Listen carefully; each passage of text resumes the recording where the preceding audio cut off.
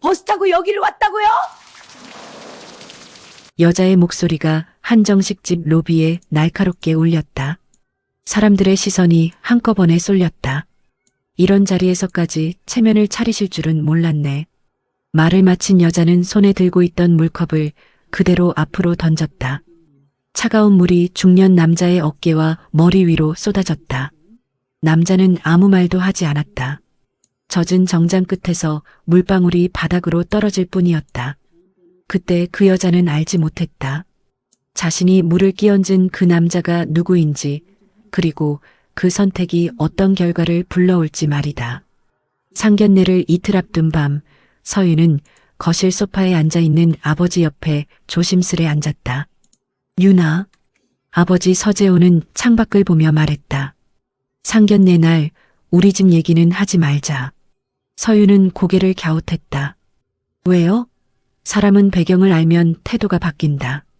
진짜 모습이 아니라 보여주고 싶은 얼굴만 내밀거든. 서윤은 그 말의 뜻을 바로 알아들었다. 대기업 회장이 아닌 그냥 서윤의 아버지로 사람을 만나보고 싶다는 뜻이었다. 알겠어요. 아버지는 미소를 지으며 덧붙였다. 그날은 기사도 차도 안 가져갈 거다. 우리 둘이서. 서윤의 손끝이 잠시 떨렸지만 고개를 끄덕였다. 서윤이 준호를 만난 건 1년 전이었다. 문화센터 강의에서 우연히 옆자리에 앉으면서 시작된 인연이었다. 준호는 다정했고 말수가 적었고 항상 예의가 있었다. 기념일을 챙겼고 서윤의 말을 잘 들어줬다. 그래서 결혼 이야기가 나왔을 때도 서윤은 크게 망설이지 않았다. 문제는 그의 부모를 아직 한 번도 만나본 적이 없다는 것이었다. 상견례 당일 아침, 재호는 옷장 깊숙이 넣어두었던 오래된 회색 정장을 꺼냈다. 유행이 지난 디자인, 다른 구두. 하지만 깔끔하게 관리된 옷이었다. 거울 속 그는 어디서나 볼 수 있는 평범한 중년 남자였다. 서윤도 명품은 전부 두고 단정한 옷차림으로 거실에 나왔다. 아빠, 설마 버스 타자. 그 말은 명령도 제안도 아니었다. 이미 정해진 선택을 조용히 알려주는 말이었다. 서윤의 심장이 한 박자 늦게 뛰었다. 상견례라는 자리, 사람들의 시선, 앞으로 얽힐 관계들, 수많은 생각이 스쳤다. 하지만 아버지의 얼굴에는 조금의 망설임도 없었다. 체면을 내려놓은 사람이 아니라 애초에 체면에 기대지 않는 사람의 얼굴이었다. 서윤은 잠시 고개를 숙였다. 어릴 적부터 봐온 아버지였다. 말이 많지 않았고 늘 중요한 순간엔 먼저 보여주는 사람이었다. 서윤은 알았다. 이 선택이 단순한 검소함이 아니라는 걸. 사람은 상황을 보면 태도가 나오고 배경을 알면 본심을 숨긴다. 아버지가 전날 밤 했던 말이 그제야 선명하게 떠올랐다. 서윤은 숨을 한번 고르고 고개를 끄덕였다. 네. 그 한마디에는 불안도 있었고 믿음도 있었고 아버지를 향한 절대적인 신뢰도 담겨 있었다. 문을 나서자 아침 공기가 차갑게 느껴졌다. 버스 정류장은 생각보다 가까웠다. 두 사람은 나란히 섰다. 아버지는 딸보다 반 박자 앞서 있었고 서윤은 그 등을 바라보았다. 그 순간 서윤은 이상하게도 불안보다 안도감을 느꼈다. 오늘 무슨 일이 벌어지든 적어도 사람을 속이진 않겠구나라는 확신 때문이었다. 버스가 도착했다. 문이 열리며 일상의 소음이 밀려들어왔다. 아버지는 아무렇지 않게 올라탔고 서윤도 그 뒤를 따랐다. 그날 서윤은 아직 알지 못했다. 이 짧은 이동이 앞으로의 인생에서 가장 길고 중요한 선택이 될 줄은. 그렇게 두 사람은 정말로 버스를 탔다. 버스가 도착했다. 에어브레이크 소리와 함께 문이 열리자 아침의 일상이 한꺼번에 밀려들어왔다. 학생들, 장바구니를 든 노인, 출근길에 지친 직장인들. 누구 하나 특별할 것 없는 풍경이었다. 아버지는 먼저 올라탔다. 망설임도 없었고 주위를 살피는 눈치도 없었다. 서윤은 그 뒤를 따랐다. 교통카드를 찍는 소리가 유난히 또렷하게 들렸다. 자리를 찾는 동안 서윤은 자연스럽게 주위를 둘러봤다. 아버지의 낡은 구두, 회색 정장 소매 끝. 누군가는 스쳐봤고 누군가는 아무 관심도 두지 않았다. 그게 오히려 이상했다. 늘 사람들의 시선을 의식하며 살아왔는데 이곳에서는 아무도 아버지가 누구인지 묻지 않았다. 두 사람은 나란히 앉았다. 창가 쪽 자리였다. 버스가 출발하자 차체가 살짝 흔들렸다. 아버지는 손잡이를 잡았고 서윤은 가방을 무릎 위에 올려두었다. 잠시 침묵이 흘렀다. 아빠. 서윤이 말을 꺼내려다 멈췄다. 괜히 말 한마디가 이 순간을 깨뜨릴 것 같았다. 아버지는 창밖을 보고 있었다. 스쳐 지나가는 건물들과 서서히 멀어지는 집 앞 골목. 긴장되냐? 아버지가 먼저 말했다. 아주 담담하게. 서윤은 고개를 끄덕였다. 조금요. 아버지는 고개를 끄덕이며 다시 창밖으로 시선을 돌렸다. 그게 정상이야. 그 말 한마디에 서윤의 어깨가 조금 내려앉았다. 버스 안은 점점 붐볐다. 중간 정류장에서 사람들이 더 탔다. 누군가의 가방이 스쳤고 누군가의 휴대폰 소리가 울렸다.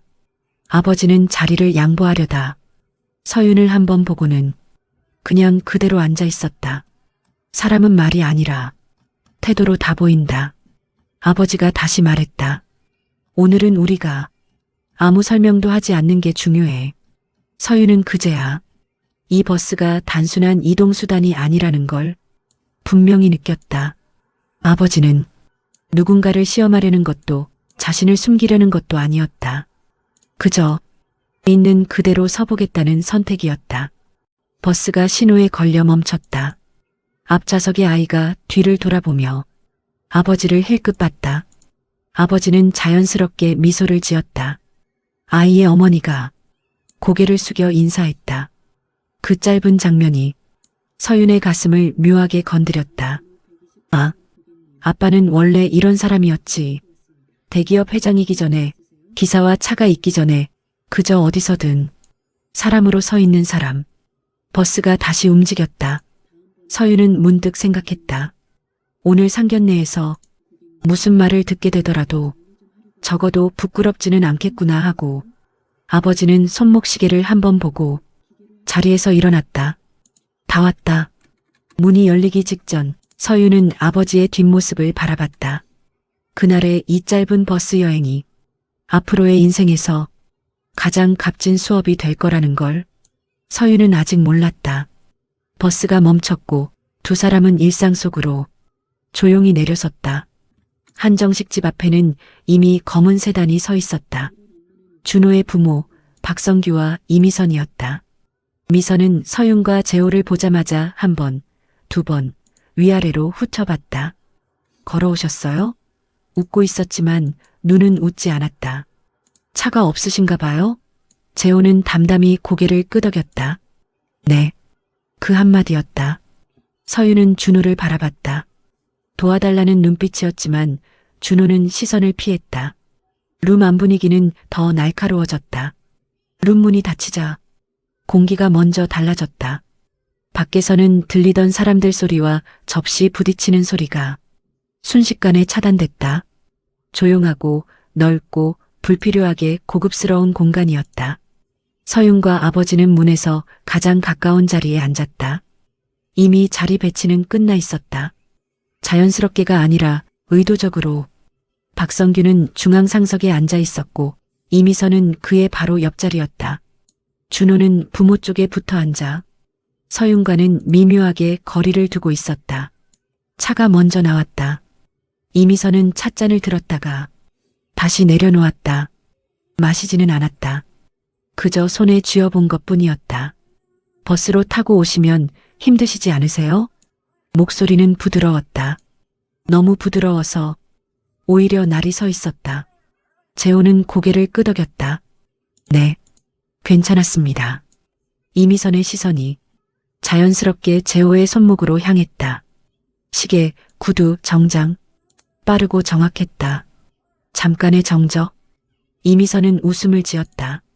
입꼬리는 올라갔지만 눈은 조금도 움직이지 않았다. 아, 그렇구나. 그 말 한마디에 룸안의 공기가 아주 살짝 기울었다. 박성규가 헛기침을 했다. 요즘 젊은 사람들은 다들 실속을 따지잖아요. 그의 시선은 서윤을 향해 있었다. 서윤 씨는 무슨 일 하신다고 했죠? 기획 쪽에서 일하고 있습니다. 아, 기획. 박성규는 고개를 끄덕였지만 관심이 생긴 표정은 아니었다. 회사는? 서윤이 회사 이름을 말하려는 순간 이미선이 말을 받았다. 아, 회사 이름은 나중에 들어도 돼요. 미소를 띠고 있었지만 그 말은 분명했다. 중요하지 않다는 뜻이었다. 준호는 그 사이 물을 한 모금 마셨다. 서윤과 눈이 마주칠까봐 고개를 숙인 채였다. 음식이 하나씩 나오기 시작했다. 이미선은 수저를 들지 않았다. 대신 음식을 눈으로 훑었다. 요즘 상견례 음식도 가격이 있잖아요. 그녀는 웃으며 말했다. 그래도 뭐 이 정도면 무난하네요. 그 말은 이 자리를 평가하는 말이기도 했고 사람을 평가하는 말이기도 했다. 재호는 조용히 수저를 들었다. 아무 말도 하지 않았다. 이미선은 그 모습을 보고 다시 입을 열었다. 아버님은 어떤 일 하셨어요? 이번엔 질문이 더 직접적이었다. 재호는 잠시 멈췄다가 말했다. 회사 다녔습니다. 아, 직장인이셨구나. 이미선은 고개를 끄덕이며 의미심장하게 웃었다. 그럼 은퇴하신 거죠? 네. 요즘 은퇴하면 많이들 힘드시던데. 그 말은 걱정처럼 들렸지만 사실은 선을 긋는 말이었다. 서윤의 손이 무릎 위에서 살짝 움켜쥐어졌다. 그제야 이미선은 가방을 천천히 열었다. 아직 봉투는 꺼내지 않았다. 하지만 그 다음이 무엇인지 모두가 알고 있었다. 룸 안에는 더 이상 음식 냄새도 차 향도 느껴지지 않았다.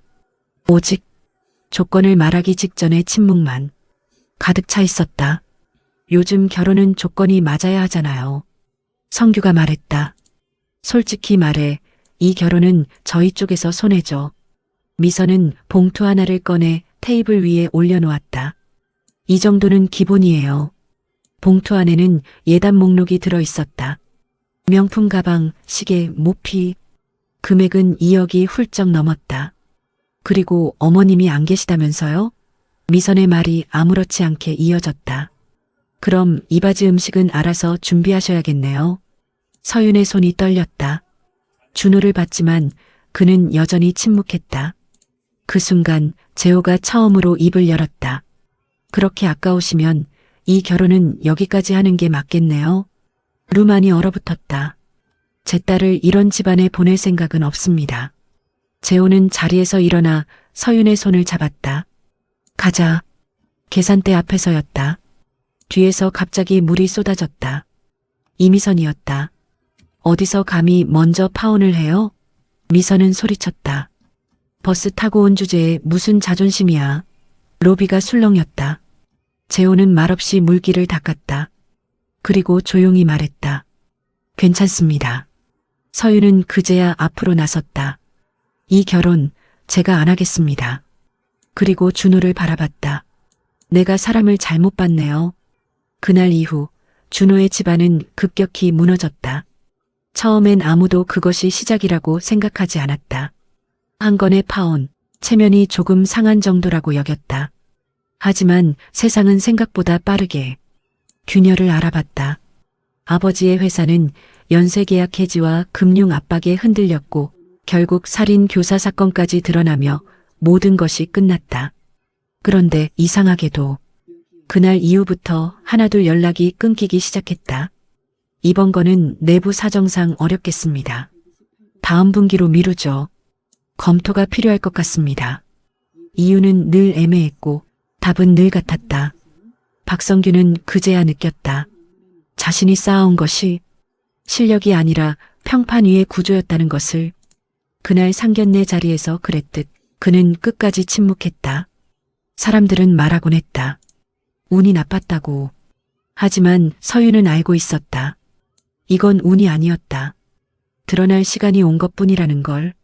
겉모습으로 사람을 재고 자신이 위라고 믿었던 태도들이 결국 자기 자신을 무너뜨렸다는 것을. 그날 이후 준호의 집안은 조용히 그러나 완전히 사라졌다. 그리고 그 누구도 그 몰락을 억울하다고 말하지 않았다. 반면 서윤은 아버지의 이름을 숨긴 채 자신의 실력으로 올라갔다. 1년 후 서윤은 대기업 계열 백화점의 최연소 대표가 되었다. 1년이라는 시간은 길지 않았다. 하지만 서윤에게 그 1년은 사람 하나를 버리고 인생의 방향을 완전히 바꾼 시간이었다. 상견례가 끝난 날 이후 서윤은 한동안 누구도 만나지 않았다. 사람을 믿는다는 것 자체가 얼마나 쉽게 흔들릴 수 있는지 알게 된 뒤였다. 대신 그녀는 이를 택했다. 아버지의 이름을 쓰지 않았다. 소개도 추천도 배경도 모두 거절했다. 그저 실력으로 평가받고 싶습니다라는 말 하나만 남겼다. 서윤은 새벽 첫 차로 출근했고 마지막 불이 꺼질 때까지 사무실에 남아 있었다. 기획서가 깨지면 다시 썼고 보고서가 반려되면 밤을 새워 수정했다. 사람들은 처음엔 그녀를 젊은 여자로만 봤다. 그러나 숫자는 거짓말을 하지 않았다. 그녀가 맡은 프로젝트는 연속으로 실적을 냈고 정체돼 있던 매출 구조를 완전히 바꿨다. 누가 기획한 겁니까? 회의실에서 이름이 불릴 때마다 서윤은 조용히 손을 들었다. 그렇게 몇 번이 반복되자 사람들의 시선이 달라지기 시작했다. 1년 후 이사회는 결정을 내렸다. 대기업 계열 백화점, 역대 최연소 대표, 취임식 날 서윤은 화려한 말도 과한 미소도 짓지 않았다. 저는 배경이 아니라 결과로 증명하겠습니다. 그 한 문장이 전부였다. 기사에는 이렇게 적혔다. 가장 조용하게 그러나 가장 확실하게 올라온 인물. 그날 집에 돌아온 서윤은 아버지와 마주 앉아 아무 말 없이 차를 마셨다. 아버지는 묻지 않았다. 서윤도 설명하지 않았다. 다만 두 사람은 알고 있었다. 그날 아버지가 일부러 버스를 탔던 이유가 결코 헛되지 않았다는 것을. 그리고 어느 날이었다. 비 오는 평일 오후 서윤은 운전기사에게 잠시 차를 세워달라고 했다. 회의를 마치고 돌아오는 길 창밖으로 스친 작은 설렁탕집 하나가 눈에 들어왔기 때문이다. 간판은 오래된 글자가 발에 있었고 유리창에는 김이 서려 안쪽이 잘 보이지 않았다. 그저 평범한 동네 식당이었다. 서윤은 이유 없이 그곳에 들어갔다. 문을 열자 진한 사골 냄새와 함께 낮은 라디오 소리가 흘러나왔다. 점심시간이 지난 뒤라 손님은 몇 명 되지 않았다. 그때였다. 주방 쪽에서 앞치마를 두른 여자가 나왔다. 서윤은 한눈에 알아봤다. 기억 속에서 지워지지 않던 얼굴. 그날 한정식집 로비에서 물컵을 던지던 바로 그 여자였다. 이미선이었다. 화려한 옷도 날카로운 눈빛도 없었다. 머리는 질끈 묶여 있었고 손은 오래 일한 사람처럼 거칠었다. 예전 같았으면 절대 서 있지 않았을 자리에서 그녀는 묵묵히 테이블을 닦고 있었다. 잠시 서로의 시선이 마주쳤다. 이미선의 얼굴이 굳었다. 그리고 아주 천천히 그녀는 서윤을 알아봤다. 그 순간 그녀의 어깨가 눈에 띄게 내려앉았다. 미선은 아무 말 없이 앞치마를 만지작거리다. 서윤 앞에 섰다. 그리고 고개를 숙였다. 그때는 말끝이 잠시 떨렸다. 제가 잘못했어요. 그 말에는 변명도 자존심도 없었다. 오직 늦은 후회만 남아 있었다. 서윤은 아무 대답도 하지 않았다. 그저 잠시 그녀를 바라봤다. 그날의 기억이 스쳤다. 차가운 물, 사람들의 시선, 아버지의 젖은 정장, 그리고 아무 말도 하지 않던 그 침착한 뒷모습. 서윤은 고개를 한번 아주 작게 끄덕였다. 그게 전부였다. 용서도 아니었고 복수도 아니었다. 그저 끝났다는 표시였다. 이미선은 더 말을 잇지 못했다.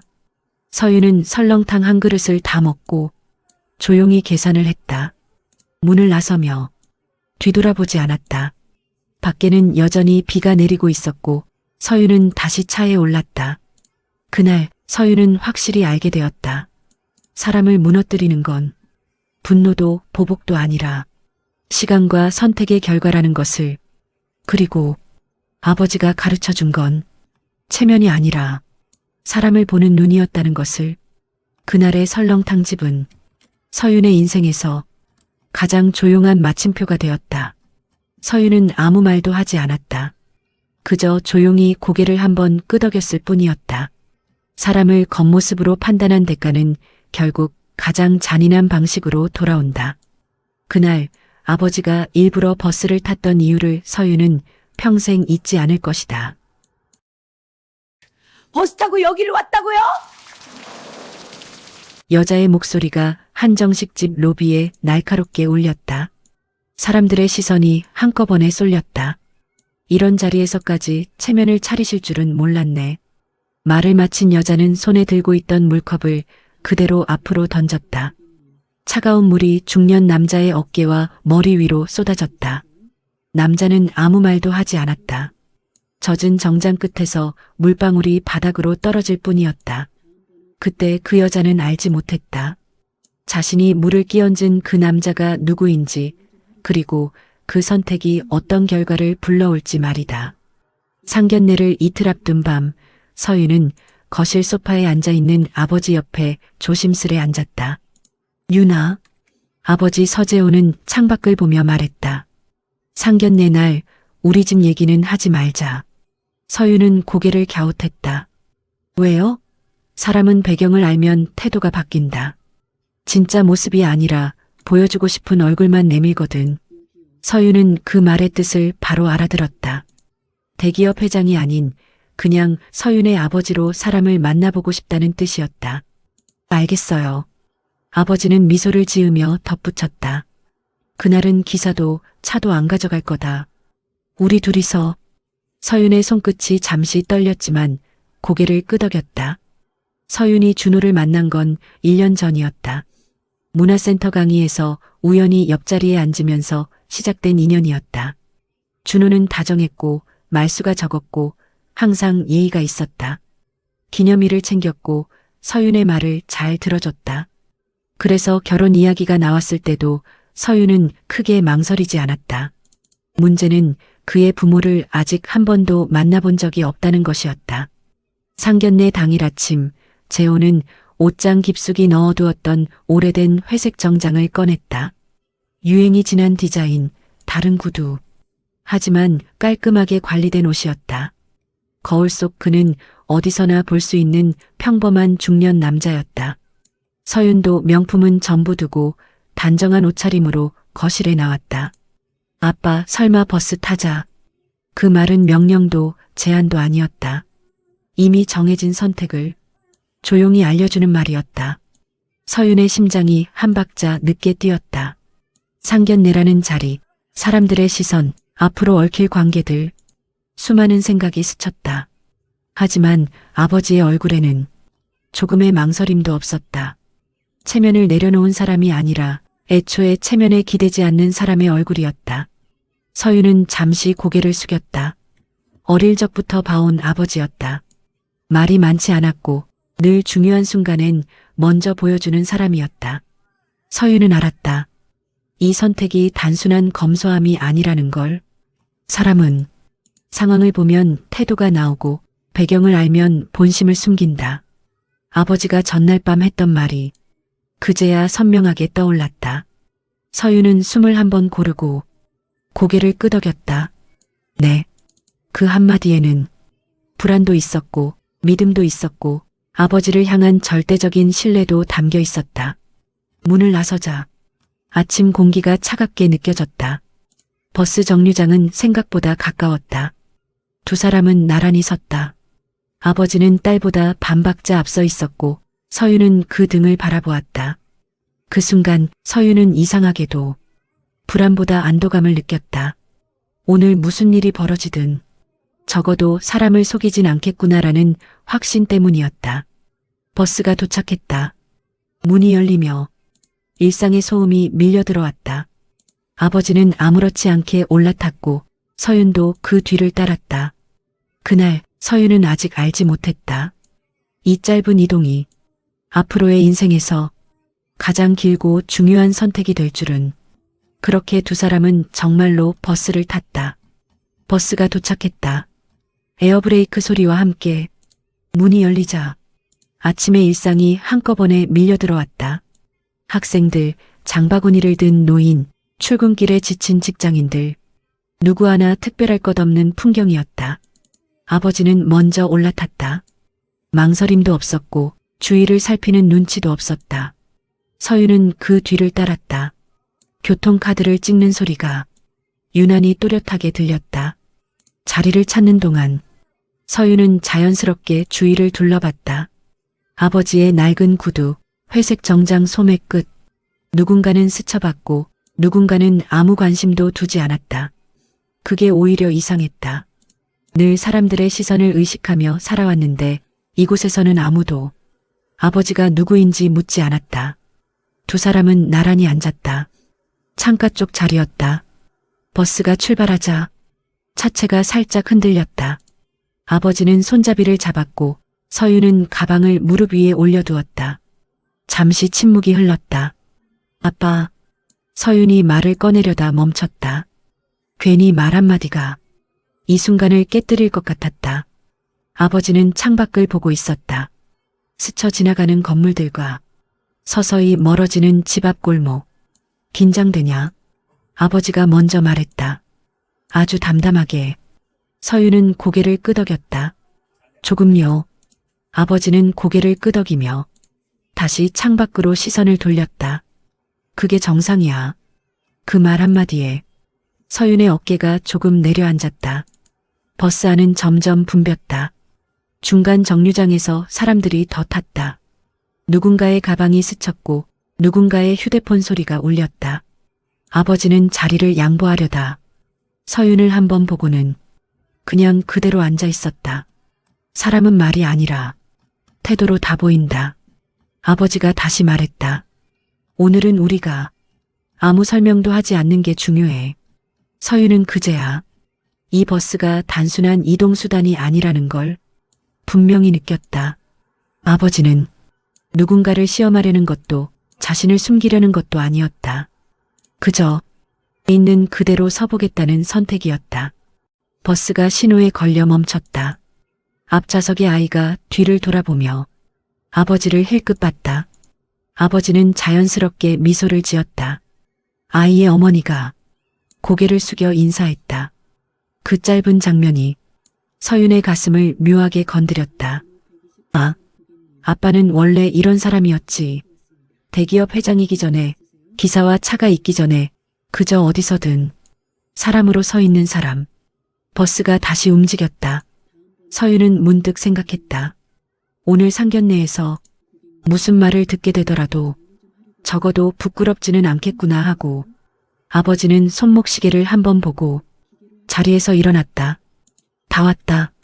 문이 열리기 직전 서윤은 아버지의 뒷모습을 바라봤다.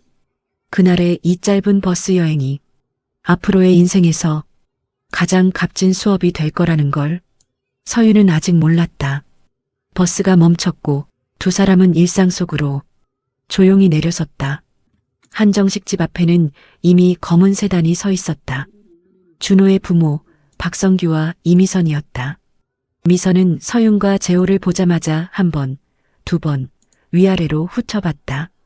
걸어오셨어요? 웃고 있었지만 눈은 웃지 않았다. 차가 없으신가 봐요? 재호는 담담히 고개를 끄덕였다. 네. 그 한마디였다. 서윤은 준호를 바라봤다. 도와달라는 눈빛이었지만 준호는 시선을 피했다. 룸 안 분위기는 더 날카로워졌다. 룸 문이 닫히자 공기가 먼저 달라졌다. 밖에서는 들리던 사람들 소리와 접시 부딪히는 소리가 순식간에 차단됐다. 조용하고 넓고 불필요하게 고급스러운 공간이었다. 서윤과 아버지는 문에서 가장 가까운 자리에 앉았다. 이미 자리 배치는 끝나 있었다. 자연스럽게가 아니라 의도적으로 박성규는 중앙 상석에 앉아 있었고 이미선은 그의 바로 옆자리였다. 준호는 부모 쪽에 붙어 앉아 서윤과는 미묘하게 거리를 두고 있었다. 차가 먼저 나왔다. 이미선은 찻잔을 들었다가 다시 내려놓았다. 마시지는 않았다. 그저 손에 쥐어본 것뿐이었다. 버스로 타고 오시면 힘드시지 않으세요? 목소리는 부드러웠다. 너무 부드러워서 오히려 날이 서 있었다. 재호는 고개를 끄덕였다. 네, 괜찮았습니다. 이미선의 시선이 자연스럽게 재호의 손목으로 향했다. 시계, 구두, 정장. 빠르고 정확했다. 잠깐의 정적. 이미선은 웃음을 지었다. 입꼬리는 올라갔지만 눈은 조금도 움직이지 않았다. 아, 그렇구나. 그 말 한마디에 루만의 공기가 아주 살짝 기울었다. 박성규가 헛기침을 했다. 요즘 젊은 사람들은 다들 실속을 따지잖아요. 그의 시선은 서윤을 향해 있었다. 서윤 씨는 무슨 일 하신다고 했죠? 기획 쪽에서 일하고 있습니다. 아, 기획. 박성규는 고개를 끄덕였지만 관심이 생긴 표정은 아니었다. 회사는? 서윤이 회사 이름을 말하려는 순간 이미선이 말을 받았다. 아, 회사 이름은 나중에 들어도 돼요. 미소를 띠고 있었지만 그 말은 분명했다. 중요하지 않다는 뜻이었다. 준호는 그 사이 물을 한 모금 마셨다. 서윤과 눈이 마주칠까봐 고개를 숙인 채였다. 음식이 하나씩 나오기 시작했다. 이미선은 수저를 들지 않았다. 대신 음식을 눈으로 훑었다. 요즘 상견례 음식도 가격이 있잖아요. 그녀는 웃으며 말했다. 그래도 뭐 이 정도면 무난하네요. 그 말은 이 자리를 평가하는 말이기도 했고 사람을 평가하는 말이기도 했다. 재호는 조용히 수저를 들었다. 아무 말도 하지 않았다. 이미선은 그 모습을 보고 다시 입을 열었다. 아버님은 어떤 일 하셨어요? 이번엔 질문이 더 직접적이었다. 재호는 잠시 멈췄다가 말했다. 회사 다녔습니다. 아, 직장인이셨구나. 이미선은 고개를 끄덕이며 의미심장하게 웃었다. 그럼 은퇴하신 거죠? 네. 요즘 은퇴하면 많이들 힘드시던데. 그 말은 걱정처럼 들렸지만 사실은 선을 긋는 말이었다. 서윤의 손이 무릎 위에서 살짝 움켜쥐어졌다. 그제야 이미선은 가방을 천천히 열었다. 아직 봉투는 꺼내지 않았다. 하지만 그 다음이 무엇인지 모두가 알고 있었다. 룸 안에는 더 이상 음식 냄새도 차 향도 느껴지지 않았다. 오직 조건을 말하기 직전의 침묵만 가득 차 있었다. 요즘 결혼은 조건이 맞아야 하잖아요. 성규가 말했다. 솔직히 말해 이 결혼은 저희 쪽에서 손해죠. 미선은 봉투 하나를 꺼내 테이블 위에 올려놓았다. 이 정도는 기본이에요. 봉투 안에는 예단 목록이 들어있었다. 명품 가방, 시계, 모피. 금액은 2억이 훌쩍 넘었다. 그리고 어머님이 안 계시다면서요? 미선의 말이 아무렇지 않게 이어졌다. 그럼 이바지 음식은 알아서 준비하셔야겠네요. 서윤의 손이 떨렸다. 준호를 봤지만 그는 여전히 침묵했다. 그 순간 재호가 처음으로 입을 열었다. 그렇게 아까우시면 이 결혼은 여기까지 하는 게 맞겠네요. 루만이 얼어붙었다. 제 딸을 이런 집안에 보낼 생각은 없습니다. 재호는 자리에서 일어나 서윤의 손을 잡았다. 가자. 계산대 앞에서였다. 뒤에서 갑자기 물이 쏟아졌다. 이미선이었다. 어디서 감히 먼저 파혼을 해요? 미선은 소리쳤다. 버스 타고 온 주제에 무슨 자존심이야. 로비가 술렁였다. 재호는 말없이 물기를 닦았다. 그리고 조용히 말했다. 괜찮습니다. 서윤은 그제야 앞으로 나섰다. 이 결혼 제가 안 하겠습니다. 그리고 준호를 바라봤다. 내가 사람을 잘못 봤네요. 그날 이후 준호의 집안은 급격히 무너졌다. 처음엔 아무도 그것이 시작이라고 생각하지 않았다. 한 건의 파혼, 체면이 조금 상한 정도라고 여겼다. 하지만 세상은 생각보다 빠르게 균열을 알아봤다. 아버지의 회사는 연쇄계약 해지와 금융 압박에 흔들렸고 결국 살인 교사 사건까지 드러나며 모든 것이 끝났다. 그런데 이상하게도 그날 이후부터 하나둘 연락이 끊기기 시작했다.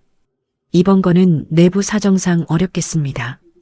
다음 분기로 미루죠. 검토가 필요할 것 같습니다. 이유는 늘 애매했고 답은 늘 같았다. 박성규는 그제야 느꼈다. 자신이 쌓아온 것이 실력이 아니라 평판 위의 구조였다는 것을. 그날 상견례 자리에서 그랬듯 그는 끝까지 침묵했다. 사람들은 말하곤 했다. 운이 나빴다고. 하지만 서유는 알고 있었다. 이건 운이 아니었다. 드러날 시간이 온 것뿐이라는 걸. 겉모습으로 사람을 재고 자신이 위라고 믿었던 태도들이 결국 자기 자신을 무너뜨렸다는 것을. 그날 이후 준호의 집안은 조용히 그러나 완전히 사라졌다. 그리고 그 누구도 그 몰락을 억울하다고 말하지 않았다. 반면 서유는 아버지의 이름을 숨긴 채 자신의 실력으로 올라갔다. 1년 후 서유는 대기업 계열 백화점의 최연소 대표가 되었다. 1년이라는 시간은 길지 않았다. 하지만 서윤에게 그 1년은 사람 하나를 버리고 인생의 방향을 완전히 바꾼 시간이었다. 상견례가 끝난 날 이후 서윤은 한동안 누구도 만나지 않았다. 사람을 믿는다는 것 자체가 얼마나 쉽게 흔들릴 수 있는지 알게 된 뒤였다. 대신 그녀는 이를 택했다. 아버지의 이름을 쓰지 않았다. 소개도 추천도 배경도 모두 거절했다. 그저 실력으로 평가받고 싶습니다라는 말 하나만 남겼다. 서유는 새벽 첫 차로 출근했고 마지막 불이 꺼질 때까지 사무실에 남아 있었다. 기획서가 깨지면 다시 썼고 보고서가 반려되면 밤을 새워 수정했다. 사람들은 처음엔 그녀를 젊은 여자로만 봤다. 그러나 숫자는 거짓말을 하지 않았다. 그녀가 맡은 프로젝트는 연속으로 실적을 냈고 정체돼 있던 매출 구조를 완전히 바꿨다. 누가 기획한 겁니까? 회의실에서 이름이 불릴 때마다 서유는 조용히 손을 들었다. 그렇게 몇 번이 반복되자 사람들의 시선이 달라지기 시작했다. 1년 후 이사회는 결정을 내렸다. 대기업 계열 백화점, 역대 최연소 대표, 취임식 날 서유는 화려한 말도 과한 미소도 짓지 않았다. 저는 배경이 아니라 결과로 증명하겠습니다. 그 한 문장이 전부였다. 기사에는 이렇게 적혔다. 가장 조용하게 그러나 가장 확실하게 올라온 인물. 그날 집에 돌아온 서유는 아버지와 마주 앉아 아무 말 없이 차를 마셨다. 아버지는 묻지 않았다. 서윤도 설명하지 않았다. 다만 두 사람은 알고 있었다. 그날 아버지가 일부러 버스를 탔던 이유가 결코 헛되지 않았다는 것을. 그리고 어느 날이었다. 비 오는 평일 오후 서유는 운전기사에게 잠시 차를 세워달라고 했다. 회의를 마치고 돌아오는 길 창밖으로 스친 작은 설렁탕집 하나가 눈에 들어왔기 때문이다. 간판은 오래된 글자가 발에 있었고 유리창에는 김이 서려 안쪽이 잘 보이지 않았다. 그저 평범한 동네 식당이었다. 서유는 이유 없이 그곳에 들어갔다. 문을 열자 진한 사골 냄새와 함께 낮은 라디오 소리가 흘러나왔다. 점심시간이 지난 뒤라 손님은 몇 명 되지 않았다. 그때였다. 주방 쪽에서 앞치마를 두른 여자가 나왔다. 서유는 한눈에 알아봤다. 기억 속에서 지워지지 않던 얼굴. 그날 한정식집 로비에서 물컵을 던지던 바로 그 여자였다. 이미선이었다. 화려한 옷도 날카로운 눈빛도 없었다. 머리는 질끈 묶여 있었고 손은 오래 일한 사람처럼 거칠었다. 예전 같았으면 절대 서 있지 않았을 자리에서 그녀는 묵묵히 테이블을 닦고 있었다. 잠시 서로의 시선이 마주쳤다. 이미선의 얼굴이 굳었다. 그리고 아주 천천히 그녀는 서윤을 알아봤다. 그 순간 그녀의 어깨가 눈에 띄게 내려앉았다. 미선은 아무 말 없이 앞치마를 만지작거리다. 서윤 앞에 섰다. 그리고 고개를 숙였다. 그때는 말끝이 잠시 떨렸다. 제가 잘못했어요. 그 말에는 변명도 자존심도 없었다. 오직 늦은 후회만 남아 있었다. 서윤은 아무 대답도 하지 않았다. 그저 잠시 그녀를 바라봤다. 그날의 기억이 스쳤다. 차가운 물, 사람들의 시선, 아버지의 젖은 정장. 그리고 아무 말도 하지 않던 그 침착한 뒷모습.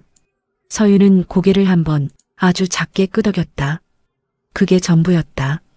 용서도 아니었고 복수도 아니었다. 그저 끝났다는 표시였다. 이미선은 더 말을 잇지 못했다. 서윤은 설렁탕 한 그릇을 다 먹고 조용히 계산을 했다. 문을 나서며 뒤돌아보지 않았다. 밖에는 여전히 비가 내리고 있었고 서윤은 다시 차에 올랐다. 그날 서윤은 확실히 알게 되었다. 사람을 무너뜨리는 건 분노도 보복도 아니라 시간과 선택의 결과라는 것을, 그리고 아버지가 가르쳐 준 건 체면이 아니라 사람을 보는 눈이었다는 것을. 그날의 설렁탕 집은 서윤의 인생에서 가장 조용한 마침표가 되었다. 서윤은 아무 말도 하지 않았다. 그저 조용히 고개를 한번 끄덕였을 뿐이었다. 사람을 겉모습으로 판단한 대가는 결국 가장 잔인한 방식으로 돌아온다. 그날 아버지가 일부러 버스를 탔던 이유를 서윤은 평생 잊지 않을 것이다. 버스 타고 여기를 왔다고요? 여자의 목소리가 한정식집 로비에 날카롭게 울렸다. 사람들의 시선이 한꺼번에 쏠렸다. 이런 자리에서까지 체면을 차리실 줄은 몰랐네. 말을 마친 여자는 손에 들고 있던 물컵을 그대로 앞으로 던졌다.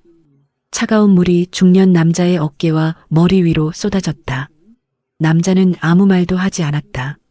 젖은 정장 끝에서 물방울이 바닥으로 떨어질 뿐이었다.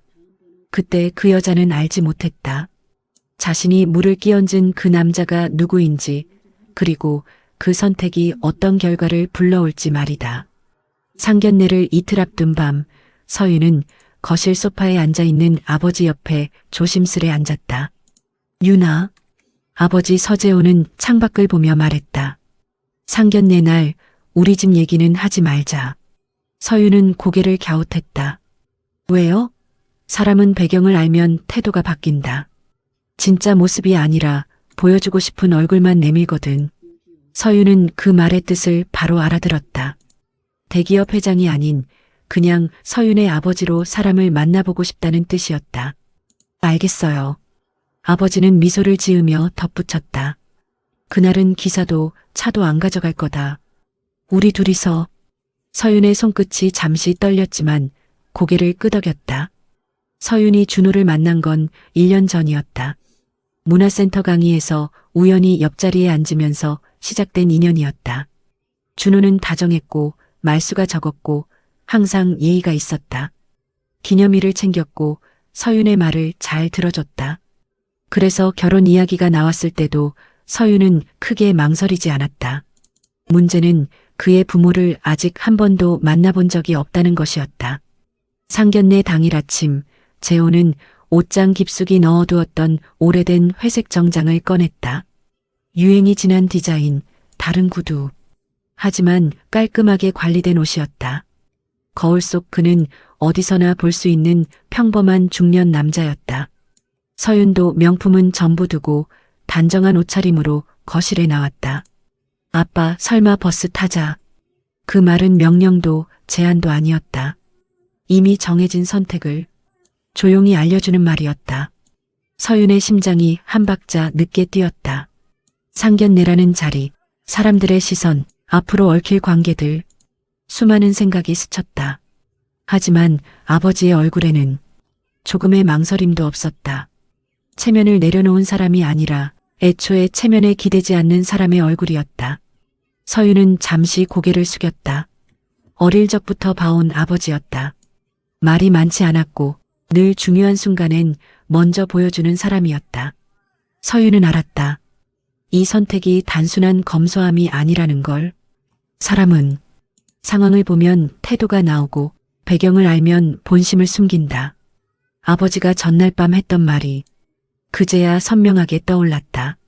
서윤은 숨을 한번 고르고 고개를 끄덕였다. 네. 그 한마디에는 불안도 있었고 믿음도 있었고 아버지를 향한 절대적인 신뢰도 담겨 있었다. 문을 나서자 아침 공기가 차갑게 느껴졌다. 버스 정류장은 생각보다 가까웠다. 두 사람은 나란히 섰다. 아버지는 딸보다 반박자 앞서 있었고 서유는 그 등을 바라보았다. 그 순간 서유는 이상하게도 불안보다 안도감을 느꼈다. 오늘 무슨 일이 벌어지든 적어도 사람을 속이진 않겠구나라는 확신 때문이었다. 버스가 도착했다. 문이 열리며 일상의 소음이 밀려들어왔다. 아버지는 아무렇지 않게 올라탔고 서윤도 그 뒤를 따랐다. 그날 서윤은 아직 알지 못했다. 이 짧은 이동이 앞으로의 인생에서 가장 길고 중요한 선택이 될 줄은. 그렇게 두 사람은 정말로 버스를 탔다. 버스가 도착했다. 에어브레이크 소리와 함께 문이 열리자 아침의 일상이 한꺼번에 밀려들어왔다. 학생들, 장바구니를 든 노인, 출근길에 지친 직장인들. 누구 하나 특별할 것 없는 풍경이었다. 아버지는 먼저 올라탔다. 망설임도 없었고 주위를 살피는 눈치도 없었다. 서유는 그 뒤를 따랐다. 교통카드를 찍는 소리가 유난히 또렷하게 들렸다. 자리를 찾는 동안 서유는 자연스럽게 주위를 둘러봤다. 아버지의 낡은 구두, 회색 정장 소매 끝. 누군가는 스쳐봤고 누군가는 아무 관심도 두지 않았다. 그게 오히려 이상했다. 늘 사람들의 시선을 의식하며 살아왔는데 이곳에서는 아무도 아버지가 누구인지 묻지 않았다. 두 사람은 나란히 앉았다. 창가 쪽 자리였다. 버스가 출발하자 차체가 살짝 흔들렸다. 아버지는 손잡이를 잡았고 서유는 가방을 무릎 위에 올려두었다. 잠시 침묵이 흘렀다. 아빠. 서윤이 말을 꺼내려다 멈췄다. 괜히 말 한마디가 이 순간을 깨뜨릴 것 같았다. 아버지는 창밖을 보고 있었다. 스쳐 지나가는 건물들과 서서히 멀어지는 집 앞 골목. 긴장되냐? 아버지가 먼저 말했다. 아주 담담하게. 서유는 고개를 끄덕였다. 조금요.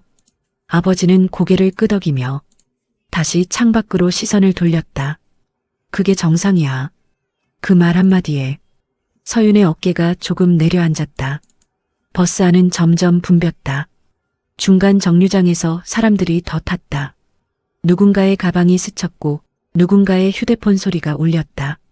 아버지는 자리를 양보하려다 서윤을 한번 보고는 그냥 그대로 앉아 있었다. 사람은 말이 아니라 태도로 다 보인다. 아버지가 다시 말했다. 오늘은 우리가 아무 설명도 하지 않는 게 중요해. 서윤은 그제야 이 버스가 단순한 이동수단이 아니라는 걸 분명히 느꼈다.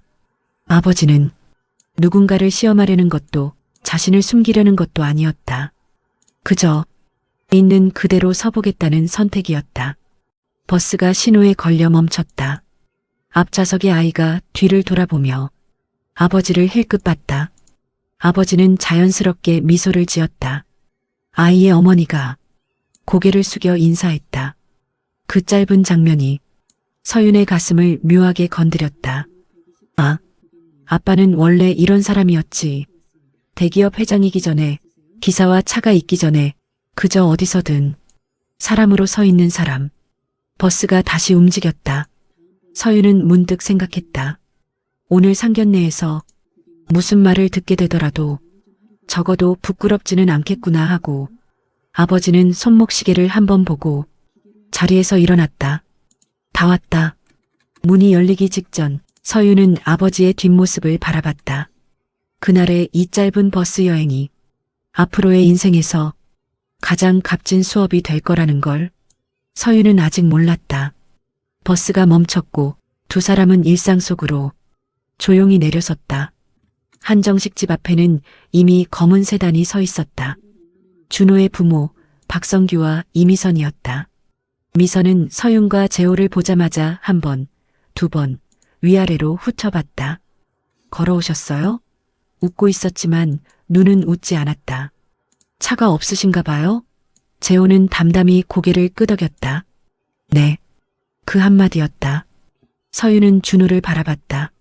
도와달라는 눈빛이었지만 준호는 시선을 피했다. 룸 안 분위기는 더 날카로워졌다. 룸 문이 닫히자 공기가 먼저 달라졌다. 밖에서는 들리던 사람들 소리와 접시 부딪히는 소리가 순식간에 차단됐다. 조용하고 넓고 불필요하게 고급스러운 공간이었다. 서윤과 아버지는 문에서 가장 가까운 자리에 앉았다. 이미 자리 배치는 끝나 있었다. 자연스럽게가 아니라 의도적으로. 박성규는 중앙 상석에 앉아 있었고 이미선은 그의 바로 옆자리였다. 준호는 부모 쪽에 붙어 앉아 서윤과는 미묘하게 거리를 두고 있었다. 차가 먼저 나왔다. 이미선은 찻잔을 들었다가 다시 내려놓았다. 마시지는 않았다. 그저 손에 쥐어본 것뿐이었다. 버스로 타고 오시면 힘드시지 않으세요? 목소리는 부드러웠다. 너무 부드러워서 오히려 날이 서 있었다. 재호는 고개를 끄덕였다. 네, 괜찮았습니다. 이미선의 시선이 자연스럽게 재호의 손목으로 향했다. 시계, 구두, 정장. 빠르고 정확했다. 잠깐의 정적.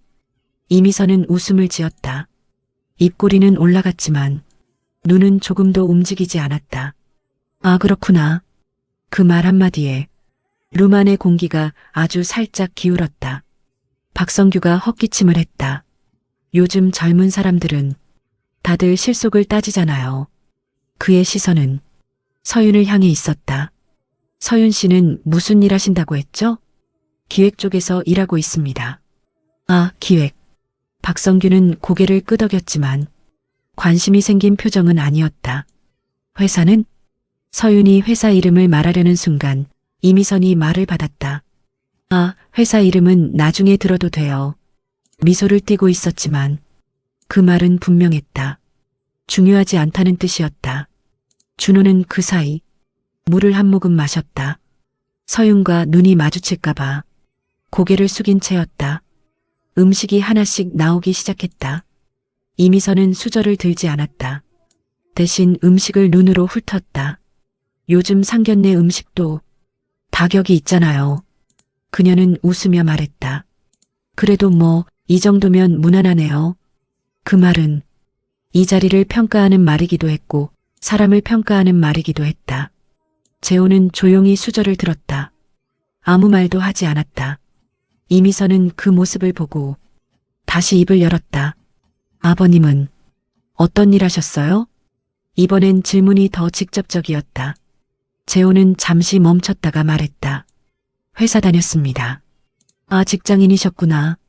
이미선은 고개를 끄덕이며 의미심장하게 웃었다. 그럼 은퇴하신 거죠? 네. 요즘 은퇴하면 많이들 힘드시던데. 그 말은 걱정처럼 들렸지만 사실은 선을 긋는 말이었다. 서윤의 손이 무릎 위에서 살짝 움켜쥐어졌다. 그제야 이미선은 가방을 천천히 열었다. 아직 봉투는 꺼내지 않았다. 하지만 그 다음이 무엇인지 모두가 알고 있었다. 룸 안에는 더 이상 음식 냄새도 차 향도 느껴지지 않았다. 오직 조건을 말하기 직전의 침묵만 가득 차 있었다. 요즘 결혼은 조건이 맞아야 하잖아요. 성규가 말했다. 솔직히 말해 이 결혼은 저희 쪽에서 손해죠. 미선은 봉투 하나를 꺼내 테이블 위에 올려놓았다. 이 정도는 기본이에요. 봉투 안에는 예단 목록이 들어있었다. 명품 가방, 시계, 모피. 금액은 2억이 훌쩍 넘었다. 그리고 어머님이 안 계시다면서요?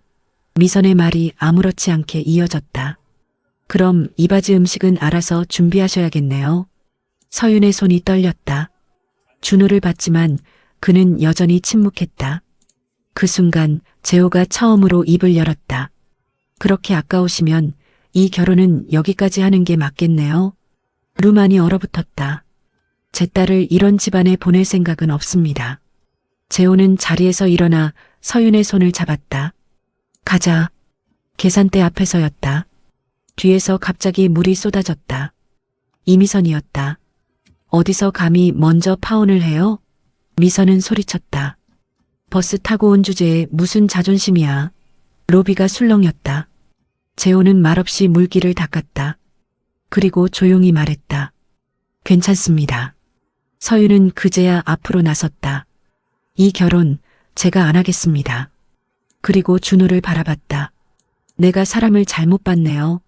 그날 이후 준호의 집안은 급격히 무너졌다. 처음엔 아무도 그것이 시작이라고 생각하지 않았다. 한 건의 파혼, 체면이 조금 상한 정도라고 여겼다. 하지만 세상은 생각보다 빠르게 균열을 알아봤다. 아버지의 회사는 연쇄계약 해지와 금융 압박에 흔들렸고 결국 살인 교사 사건까지 드러나며 모든 것이 끝났다. 그런데 이상하게도 그날 이후부터 하나둘 연락이 끊기기 시작했다. 이번 건은 내부 사정상 어렵겠습니다. 다음 분기로 미루죠. 검토가 필요할 것 같습니다. 이유는 늘 애매했고 답은 늘 같았다. 박성규는 그제야 느꼈다. 자신이 쌓아온 것이 실력이 아니라 평판 위의 구조였다는 것을. 그날 상견례 자리에서 그랬듯 그는 끝까지 침묵했다. 사람들은 말하곤 했다. 운이 나빴다고. 하지만 서윤은 알고 있었다. 이건 운이 아니었다. 드러날 시간이 온 것뿐이라는 걸. 겉모습으로 사람을 재고 자신이 위라고 믿었던 태도들이 결국 자기 자신을 무너뜨렸다는 것을. 그날 이후 준호의 집안은 조용히 그러나 완전히 사라졌다. 그리고 그 누구도 그 몰락을 억울하다고 말하지 않았다. 반면 서윤은 아버지의 이름을 숨긴 채 자신의 실력으로 올라갔다. 1년 후 서윤은 대기업 계열 백화점의 최연소 대표가 되었다. 1년이라는 시간은 길지 않았다. 하지만 서윤에게 그 1년은 사람 하나를 버리고 인생의 방향을 완전히 바꾼 시간이었다. 상견례가 끝난 날 이후 서윤은 한동안 누구도 만나지 않았다. 사람을 믿는다는 것 자체가 얼마나 쉽게 흔들릴 수 있는지 알게 된 뒤였다. 대신 그녀는 이를 택했다. 아버지의 이름을 쓰지 않았다. 소개도 추천도 배경도 모두 거절했다.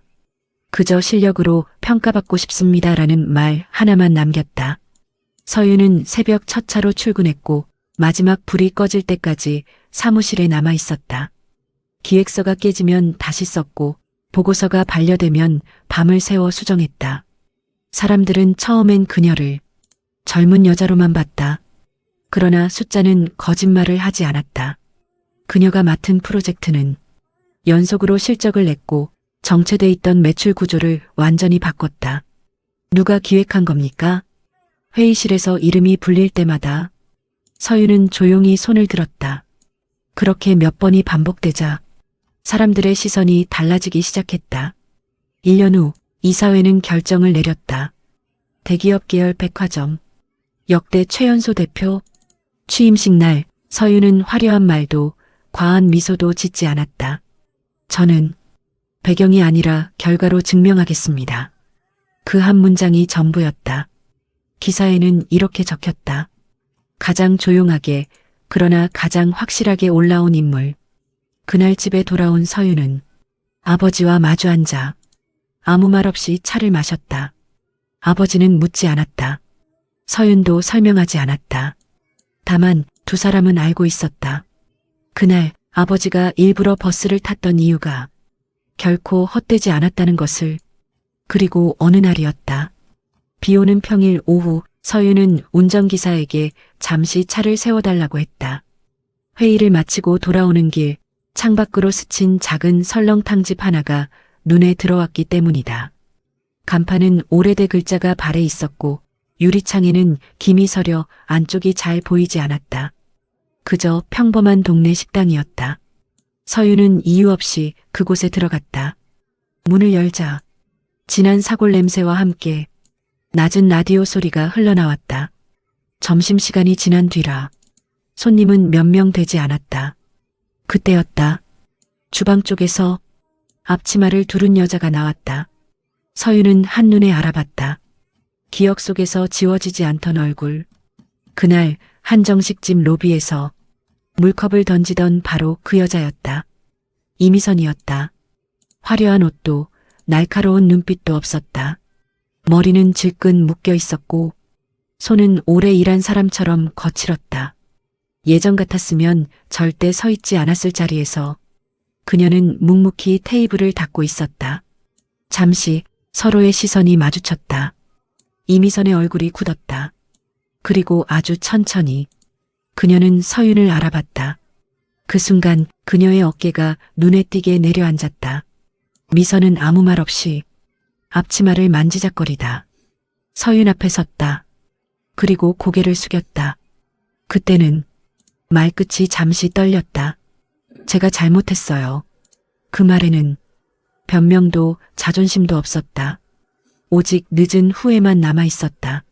서윤은 아무 대답도 하지 않았다. 그저 잠시 그녀를 바라봤다. 그날의 기억이 스쳤다.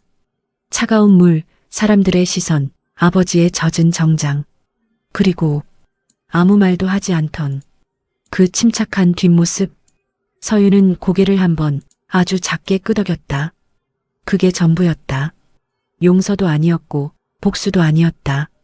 그저 끝났다는 표시였다. 이미선은 더 말을 잇지 못했다. 서윤은 설렁탕 한 그릇을 다 먹고 조용히 계산을 했다. 문을 나서며 뒤돌아보지 않았다. 밖에는 여전히 비가 내리고 있었고 서윤은 다시 차에 올랐다. 그날 서윤은 확실히 알게 되었다. 사람을 무너뜨리는 건 분노도 보복도 아니라 시간과 선택의 결과라는 것을, 그리고 아버지가 가르쳐 준 건 체면이 아니라 사람을 보는 눈이었다는 것을. 그날의 설렁탕 집은 서윤의 인생에서 가장 조용한 마침표가 되었다. 서윤은 아무 말도 하지 않았다. 그저 조용히 고개를 한번 끄덕였을 뿐이었다. 사람을 겉모습으로 판단한 대가는 결국 가장 잔인한 방식으로 돌아온다. 그날 아버지가 일부러 버스를 탔던 이유를 서윤은 평생 잊지 않을 것이다.